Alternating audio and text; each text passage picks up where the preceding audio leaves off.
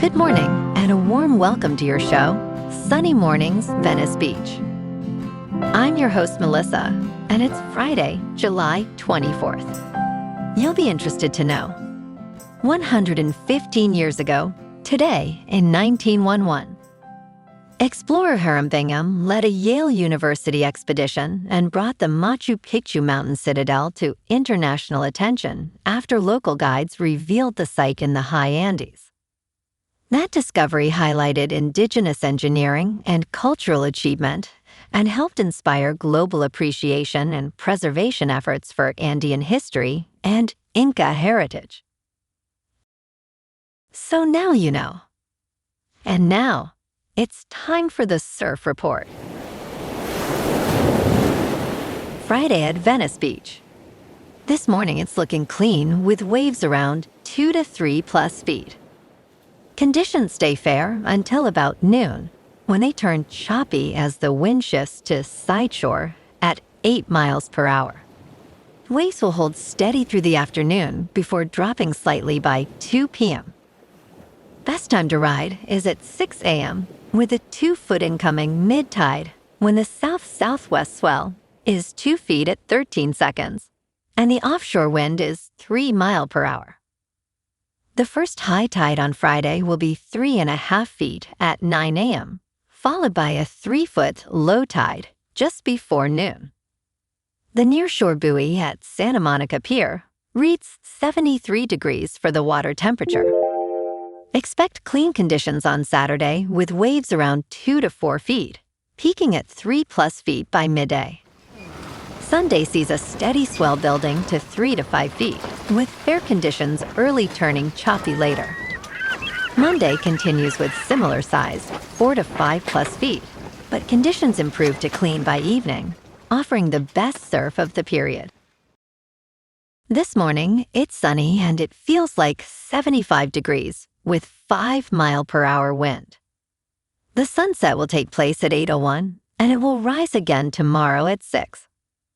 It looks like we're in for some mostly sunny weather today, with a high near 79 and a light south-southwest breeze around 6 miles per hour. If you're inland, it will hit a high of 83. Tonight, expect mostly cloudy skies with a low around 70 and calm winds around 4 miles per hour. Looking ahead in the weather, Saturday will be mostly sunny with highs near 79 and a light southwest wind up to 10 miles per hour. Sunday and Monday remain mostly sunny with highs in the mid to upper 70s and nights, mostly in the upper 60s to around 70.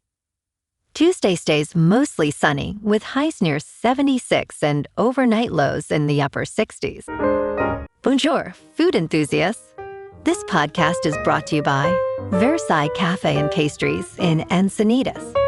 Nestled on El Camino Real South, just north of Encinitas Boulevard, this cafe is a haven for culinary delights. Indulge in their amazing Eggs Benedict or their gluten-free crepes.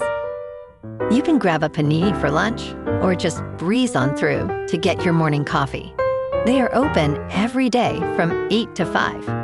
So stop on by and don't forget to tell them Sunny Morning sent you. In local news, residents of Altadena are facing a pivotal question about the future of their community following the devastating Eaton Fire that destroyed thousands of homes a year and a half ago. Some residents are advocating for state legislation to block developers from building multi-unit housing on single-family lots, fearing that such projects will compromise the neighborhood's identity and lead to increased congestion. Conversely, developers are pushing to construct denser housing under current laws, prompting legal disputes with L.A. County over permit rejections. As community discussions intensify, concerns about the balance between rebuilding and preserving Altadena's character continue to grow.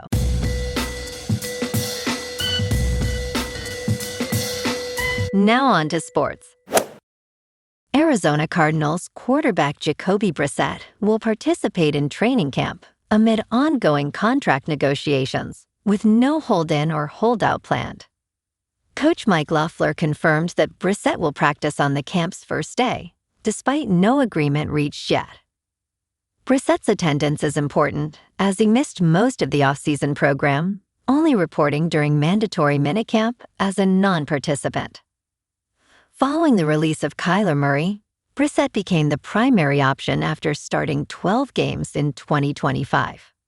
He seeks an extension, wanting compensation more in line with fellow starters. Loeffler described the contract talks as still ongoing and productive. In local sports, the Dodgers are headed to New York this afternoon to kick off a 3-game series against the Mets at Citi Field, first pitch at 4:10.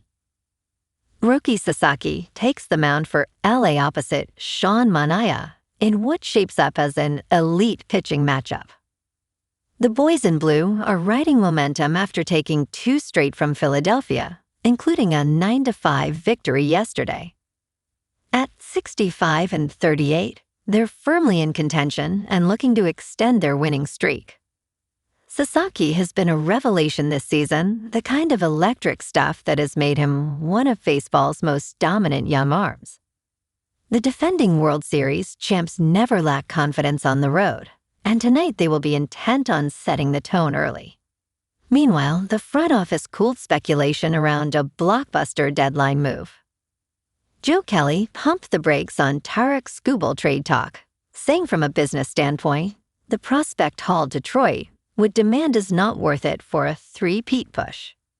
LA has already invested heavily and prefers keeping their long-term assets intact. The deadline is August 3rd, so expect this story to develop.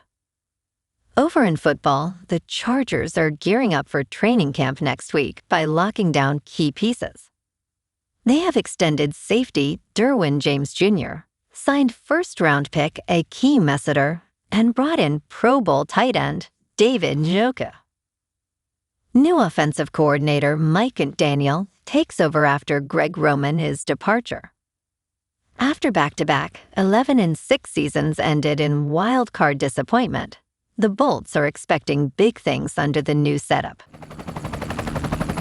In top news, the Justice Department is dropping the subpoenas it filed demanding grand jury testimony and phone records from New York Times journalists after sharp questioning from a federal judge. The government had insisted it was acting solely in the interest of national security. At the hearing, the U.S. District Court Judge Arun Subramanian expressed concerns about violations of protections for journalists. He threatened to impose sanctions against federal attorneys for misleading the court. David McGraw, the lead newsroom lawyer for the New York Times, called it a great day for the First Amendment. The Justice Department maintains its investigation remains ongoing. In business news, AMD's rivalry with NVIDIA is increasingly moving into a new realm. The chip makers are best known for competing in the graphics processing unit business, but they are stepping up their offerings in the attractive market for server central processing units.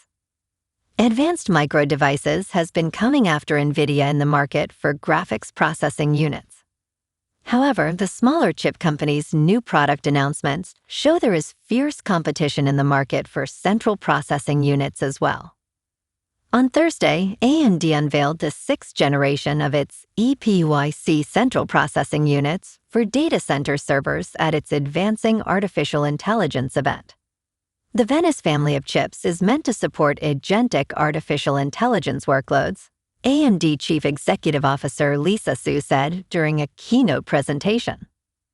In crypto movement, Bitcoin is up 1% for the week to about $65,000.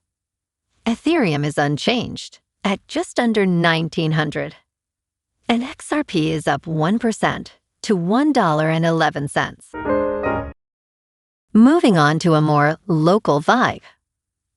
In our community spotlight on health and wellness, we are working with a national Pilates studio to bring you some free classes, so listen up. Check out Club Pilates, with several locations in the San Diego area. Pilates presents a comprehensive wellness approach, cultivating strength, reducing tension, and elevating mental well-being. Scientific research affirms its benefits. So now you can check out Club Pilates for a free class, with locations in Encinitas, Solana Beach, Oceanside, La Jolla, and more. Just be sure to tell them Sunny Morning sent you by. And now, back to the show. Let's talk tech. Scientists have developed a handheld device to measure when your body is burning fat. This breathalyzer identifies the amount of acetone in your breath to determine if you are in ketosis. While smart scales and smartwatches use bioelectrical impedance for quick estimates, accurately measuring fat burning is more complex. Researchers led by Andreas Guntner created a breathalyzer that closely matched lab results in a study involving 12 participants. The device filters excess moisture and contaminants, aided by a companion app that guides users through the breathing process. Frequent metabolic measurements may prove useful across various health settings. And in entertainment news, Tam Holland has made Hot Ones history by becoming the first person to vomit on camera on the talk show. In the popular series, host John Evans asks celebrities questions while they attempt to eat chicken wings coated in hot sauce. In a latest episode, the British actor was joined by his The Odyssey and Spider-Man, Brand New Day co-star John Bernthal. Right from the first round, Tom struggled with the spice and started drinking a lot of milk. "That's battery acid," he stated, later adding, "I feel like I could black out." After the round, Tom coughed uncontrollably and suddenly keeled to the ground to throw up. John declared, "Let's go. Take a picture of that." The Uncharted star recovered and insisted, "You can use that footage."